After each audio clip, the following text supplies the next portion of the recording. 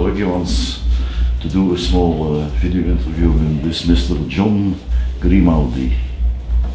Yep, When I say John Grimaldi, I hear some people thinking, who is that? It's him. Studebaker John. Studebaker John, yeah. First question, I know the story behind it, but who gave you the name? Oh, Studebaker John. Yeah, it has something to do. It has to do with my car, my very first car. You don't have it anymore now. Not the one that I got the name from. The very first car I had, I bought for $75 when I was just turned old enough. $75 when I was turned old enough to drive.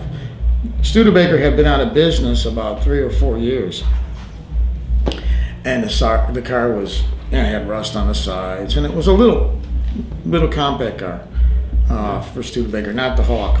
Not the Hawk, just the Twizy 2. Yeah. That came later. I bought a Hawk later, so that's why I named it the Hawks. I didn't find which. Plus, my buddy J.B. Hutto had a band called the Hawks, and then he changed the name of the band to the House Rockers when he employed Brewer Phillips and Ted Harvey. Mm-hmm.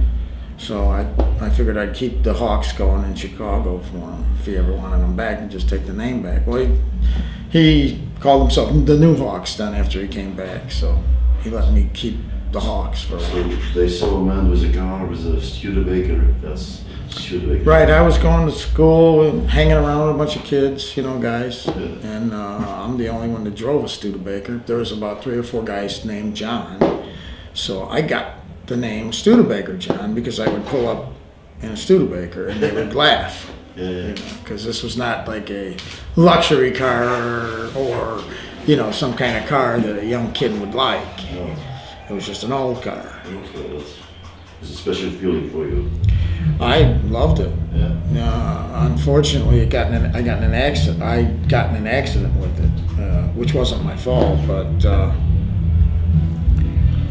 it was totaled. So then I bought the Hawk. Why did you want to become a musician? I always wanted to be. I I always wanted to play music. I didn't know I was going to become or able to play music for enough money to kind of survive on. But I always liked music since I was a little kid. In Chicago, a guy next door played drums. He was a teenager. I was just like 5 years old or something. On stage like today, you played harmonica. And my father Yes. played harmonica in a band, not in a band really, but in the Harmonicats, like And that's for us. the Harmonicats. You know who they were? Yeah. Right, the little guy, the little midget running around. Well, they did songs like "Peg of My Heart," and my father was Italian, so he used to do some old Italian songs with his friends, and they'd play sometimes maybe at the house. That's all, not any jobs or anything. People ask my father, "Hey, why don't you, become a musician and play sometimes?" No, there's no money in it, he said. Being from Chicago, so you were a bit destined to become one. Well, I went to Maxwell Street by accident, and I happened to see Big John Rencher, and he was the one-armed harmonica player from that era of the 60s and the 70s, and I never heard anybody play harmonica like that, because all I had at home, all my father had was a chromatic. You can't bend notes on a chromatic like you can on the small diatonic. Right. So I couldn't figure it out. I was like, I went home, got the harmonica, started trying to bend notes, and I couldn't bend it. I couldn't bend notes on that. So eventually I figured out that, hey, he's using one of them small harmonicas. Maybe you could bend it on the small harmonica like he's doing. And sure enough, that's the way it was. Yeah. But later on, also the guitar and singing. Yes, I got involved in the guitar early. Also, I also got involved in the drums. First harmonica, then drums. In grade school, I was a drummer for a band that covered adventure songs. Because you don't see that much playing guitar and doing the harmonica stuff. No, like what I do. Yeah. I decided to combine them because I like both those instruments, slide guitar and harmonica, and I wanted to combine it and make it something of my own. And I think I've kind of. You are from Chicago. You met all the famous guys there. Yeah. I seen Yeah, Magic so- Sam, I seen Jimmy Reed. The only guy I didn't see was Little Walter, unfortunately. Little, But I know he was kind of like a ghost. He was on the scene, and I heard about him, but I never got a chance to see him because he was. you spoke with them and I seen him on TV once. There was an old TV show that they used to have that was played live. They didn't record it. They just had a live TV show on Channel 26. It was a UHF channel. And Little Walter played on there one night, and I was actually listening when he was doing it and watching. you're But I never seen him live. No, you're playing with your own band, the Hawks. Yes. That has also a story behind the name of the band. Well, the story is that I ended up buying a Hawk, and then like I said, J.B. Hutto was Jimmy my Hutto, friend. yes, yeah. Was the Hawks, J.B. Hutto and the Hawks, but then he got with the House Rockers. Yeah. And at that time I said, hey, J.B., would you mind if I use the Use the Hawks? Hawks. And he said, no, go ahead, I'm doing the House Rockers now. I don't care, he says. And then he moved anyway to the East Coast, like I think it was Massachusetts or Connecticut or something. Mm-hmm. And then he came back every once in a while. He was a great guy. Good guy, Jimmy. You released in your career a lot of albums.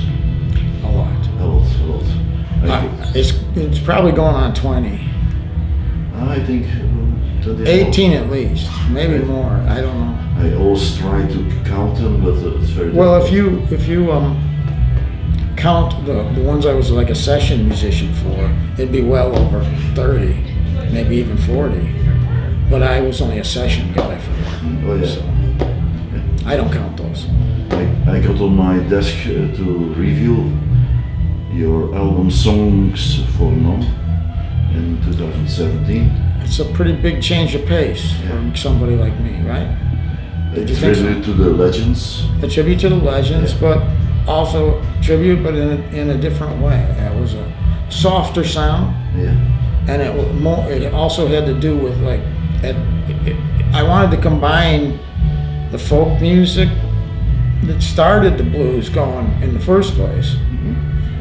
In the 60s, the early 60s, the folk boom is what started the blues guys like Fred McDowell and Big Joe Williams and Lightning Hopkins and Brownie and Sonny, Sonny Terry and Brownie McGee. And I wanted to do something that was similar to that, but also new, different songs, better, maybe not better songs, but just different songs. So I could say that were the guys that influenced you. Yes, sir, definitely. Especially Fred McDowell. And not Especially all- Big Joe. I seen Big Joe many times, and I was knocked out by Big Joe Williams. Yeah. Another album that I got to review was A Self-Made Man. It's an old one. It's 2006. yeah. This was Another style, another Right. Studebaker John. Yeah. every record. I try to do something different because I look at it like if I was a listener, did I want to make the same record over? Yeah. And no, you want to give another dimension to it. Did you want to say that you are a self-made man? I would say so. Oh, yeah. Nobody ever gave me any help, so I guess I am. Yeah. What are the plans for the near future? Are you working on new things? Working on another album. Yeah.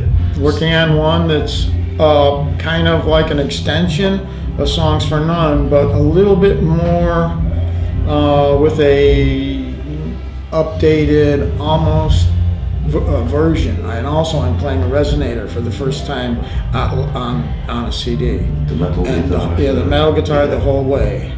And I'm playing it with a drummer and a bass. And of course me with the resonator and the harmonica. And when can we expect that? Well, it's in work. It's a work in progress. It's not done yet. We got so far, I think, about 9 songs or so. It could be released, just with those 9 songs. But I always like to. Okay. wait and see. Add a few. Yeah. Do you still have open items on your I want to do list?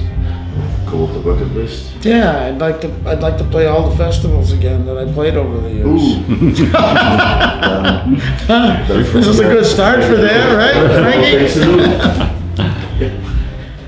What turns you on outside music?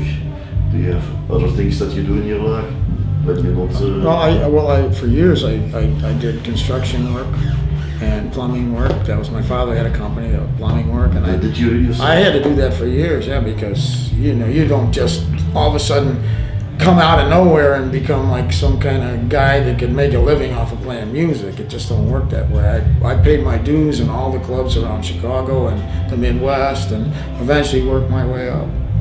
Okay, I have some last questions.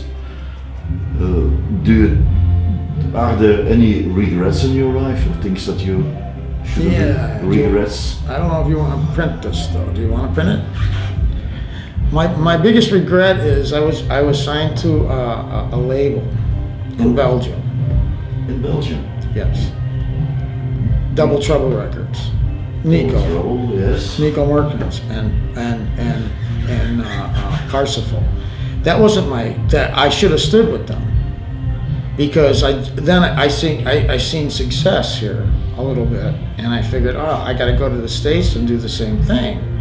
But he obviously is not from the States, and he had no help. I couldn't get any help there from him, so I decided to go with Blind Pig Records, and that was the biggest mistake of my life. You should have been, yeah. I should have stood. Okay. I think I would be much more popular now if I did. Yeah, you're sure about that? I can see it. I am. But you these guys all tell you, the sky's the limit. We're gonna do this. We're gonna do that. We're gonna do this.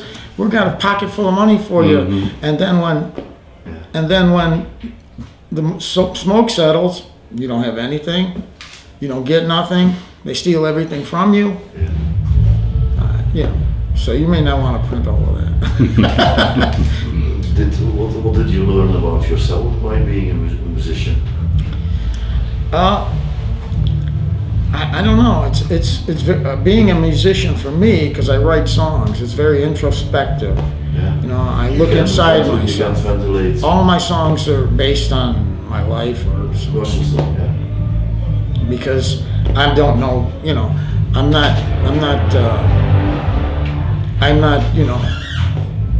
not in anybody else's shoes. There's no way I know what's on Freddie's mind or what's on Frankie's mind.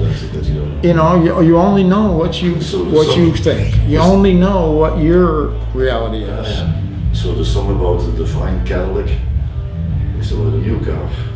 Yeah. I got inspired. Actually, it's kind of crazy, but I got inspired by Little Walter for that song. And I went with it, but he was the inspiration, even though I play slide guitar on it more like Elmore James, and I don't play no harp on it. But he was actually the inspiration for that. Okay. Mr. Studebaker, John, that were my questions. I was in the tent during your show. I saw the reactions.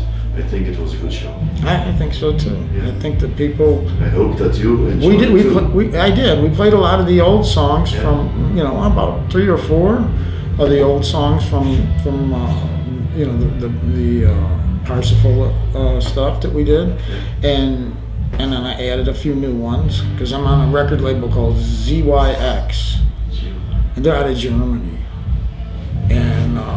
Also, I'm on the Songs for None label too, that's more like a acoustic record type label. But I like them both, so and they both released my records. The Songs for None was released first, and then Eternity's Descent, which is the one on ZYX, was released second. And we played some off of that. Okay, we will wait for your new album. I hope we get it, that we can review it. No, certainly. I hope that you have a nice trip back to the States or to the next gig. Thank you. Thank you for your time, Mr. Thanks. Thank you both. God bless.